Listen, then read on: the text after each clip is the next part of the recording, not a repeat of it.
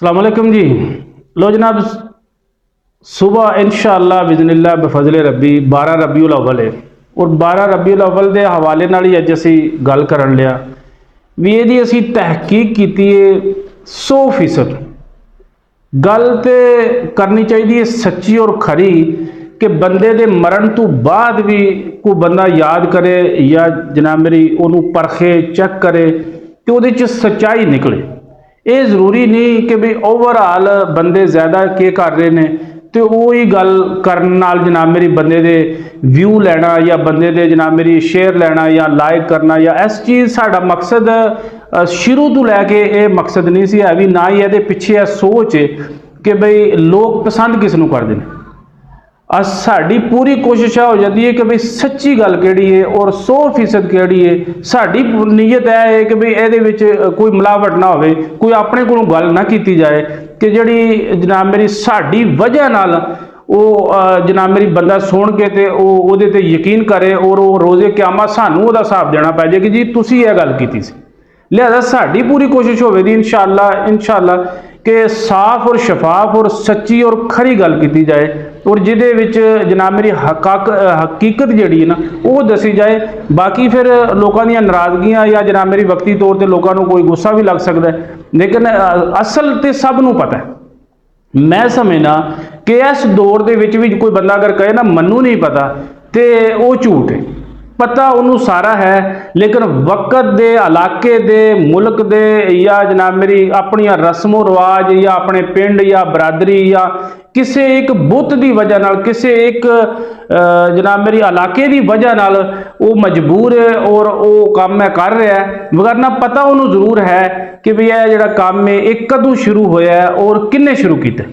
हर बंदे नूं पता है। यह नहीं हो सकता कि कोई बंदा कहता है कि भी नहीं है भी दलाइल इन्हां ने जनाब मेरी जिन्हां दी इहदे नाल रोजी रोटी है या जिन्हां दे मैं समझना तुसीं सारियां गल्लां छड्ड दिओ, सब तो ज़्यादा अगर फायदा है तो चाइना नूं।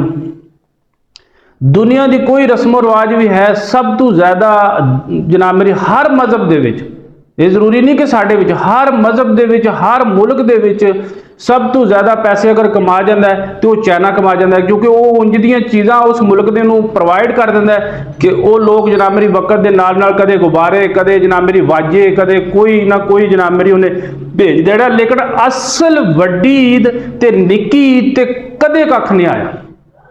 जड़ियाँ चीज़ां उस यानी हुण भी अगर तुसीं देखा जाए तो यह बंदूकां या ये वो पिस्टल या जनाब मेरी बच्चों के जोड़े खिडौने आते सन जोड़े पहला आते सन हुण वो नहीं आ रहे। हुण निक्की ईद ते रमज़ान गुजरदा है।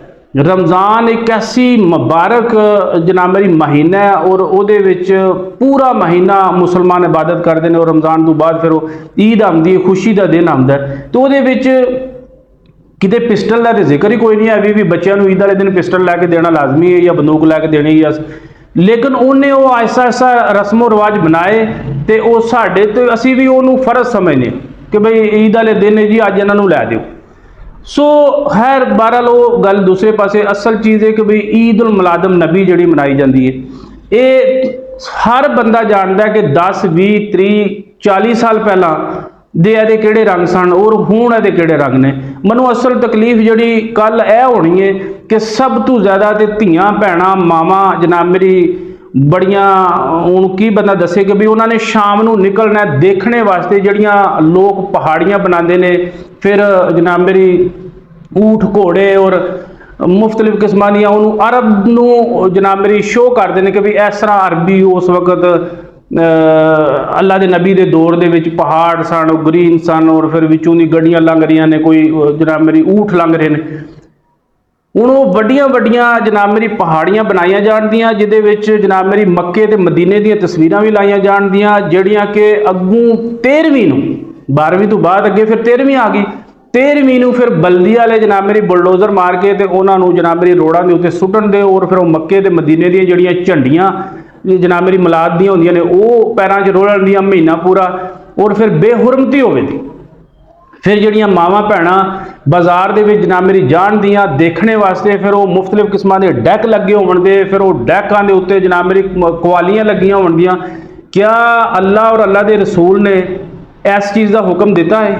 क्या नबी अलैहिस्सलाम ਦੇ 63 ਸਾਲਾ ਜ਼ਿੰਦਗੀ ਦੇ ਵਿੱਚ ਇਸ ਤਰ੍ਹਾਂ ਹੋਇਆ? क्या ਸਹਾਬਾ ਨੇ ਇਸ ਤਰ੍ਹਾਂ ਕੀਤਾ?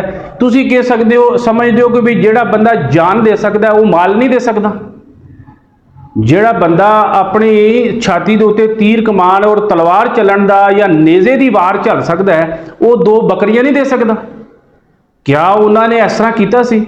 ਇਹ ਸਾਰੇ ਮਾਮਲਾ ਤਾਂ ਹੈ ਨੇ। ਕਈਆਂ ਬੰਦਿਆਂ ਨੂੰ ਮੈਂ ਮਾਜ਼ਰਤ ਕਰ ਲੈਣਾ ਪਹਿਲਾਂ ਹੀ ਕਿ ਬੜੀ ਤਕਲੀਫ ਹੁੰਦੀ ਹੈ, ਲੇਕਿਨ ਅਸੀਂ ਕਿਸੇ ਦਾ ਦਿਲ ਆਜ਼ਾਰੀ ਜਾਂ ਕਿਸੇ ਦਾ ਜਨਾਬ ਮੇਰੀ ਦਿਲ ਦਿਖਾਣਾ ਨਹੀਂ ਹੈ। ਵੀ ਮਕਸਦ ਹੈ ਯਾਰ, ਇਹ ਹੀ ਪੈਸੇ ਤੁਸੀਂ ਕਿਸੇ ਐਸੀ ਜਗ੍ਹਾ ਤੇ ਲਾ ਸਕਦੇ ਹੋ, ਕਿਸੇ ਸਕੂਲ ਮਦਰਸੇ ਜਨਾਬ ਮੇਰੀ ਕਿਸੇ ਐਸੀ ਜਗ੍ਹਾ ਦੇ ਉੱਤੇ इतने हज़ारों काम पे ने ਜਿਹੜੇ ਰਿਸ਼ਤੇਦਾਰਾਂ ਦੇ ਨੇ, ਯਾਰ ਉਹਨਾਂ ਨੂੰ ਦੇ ਦਿਓ, ਕਿਸੇ ਦੀ ਧੀ ਭੈਣ ਨੂੰ ਦੇ ਦਿਓ, ਕਿਸੇ ਨੂੰ ਕੱਪੜੇ ਲੈ ਦਿਓ, ਕਿਸੇ ਨੂੰ ਦਵਾਈ ਲੈ ਦਿਓ, ਕਿਸੇ ਦੇ ਜਨਾਬ ਮੇਰੀ ਇਲਾਜ ਮੁਆਵਜ਼ੇ ਵਾਸਤੇ, ਜਾਂ ਕਿਸੇ ਦਾ ਜਨਾਬ ਮੇਰੀ ਕਿਸੇ ਕੋਲ ਟੁਰ ਜਾਓ, ਕਿਸੇ ਦੀ ਯਾਨੀ ਕਈ ਕਿਸਮਾਂ ਦੀਆਂ ਮਦਦਾਂ ਨੇ। ਕੋਈ ਜ਼ਰੂਰੀ ਨਹੀਂ ਹੁੰਦੀ ਕਿ ਮਦਦ ਪੈਸੇ ਹੀ ਦਿੱਤਿਆਂ ਕੀਤੀ ਜਾਂਦੀ ਹੈ।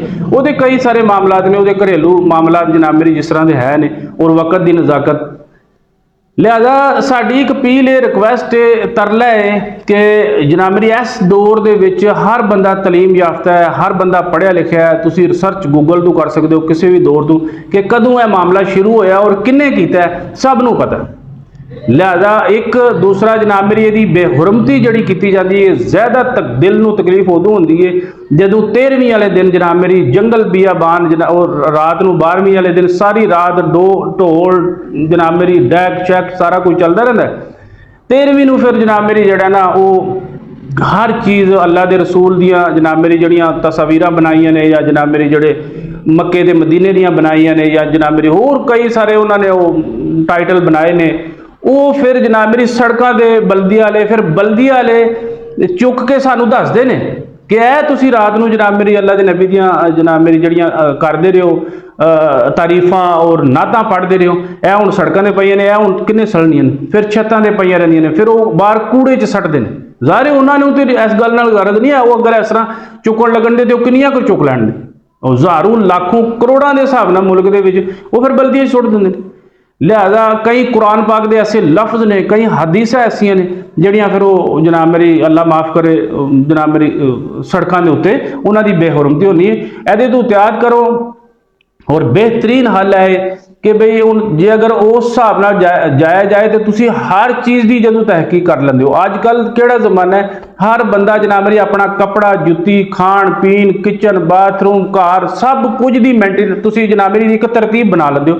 ऐदी क्यों तरतीब नहीं बनाते कि बई किन्ने शुरू किया सी, कदों शुरू होया सी, और क्या है मिलाद लाजमी है, ईद उल फितर ईद उल ज़हा जिहड़ी है उहदे उत्ते इन्ना बंदोबस्त नहीं हुंदा, इन्ना कोई जिहड़ियां नबी अलैहिस्सलाम ने मनाइयां और वो दस के गए जिहड़ियां तुहाडे उत्ते फर्ज ने, ईद मनाओ खुशी मनाओ, तो उन्हां ईदां दे तुसी अंदाज़ा कढोगे तो इस ईद नूं ज़्यादा तरजीह दी जाती है बाकियां ईदां दे बनिस्बत। हालांकि उन्हां दो ईदां दा जिक्र है, उन्हां नूं जनाब मेरी तुसी नॉर्मल लै लिया और इनू जनाब मेरी इन्ना ज़्यादा हो गया।